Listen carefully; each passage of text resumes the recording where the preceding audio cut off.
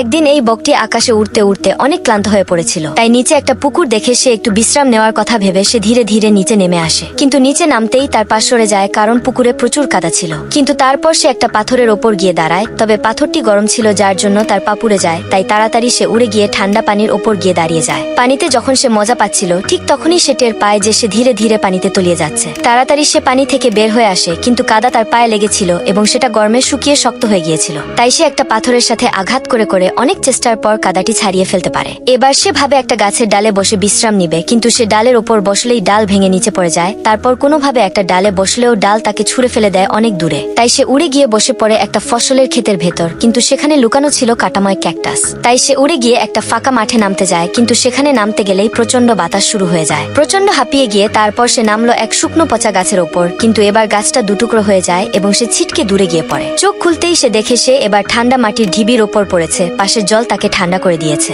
যার খুশিতে সে নাচতে শুরু করে দেয়। কিন্তু ঠিক তখন সেই ঢিবিটা ভেঙে পড়তে শুরু করে এবং শেষে টিকে থাকে শুধু একটুখানি জায়গা, যার কারণে সে একটু জায়গার ওপরেই তার এক পায়ে দাঁড়িয়ে থাকতে হয়।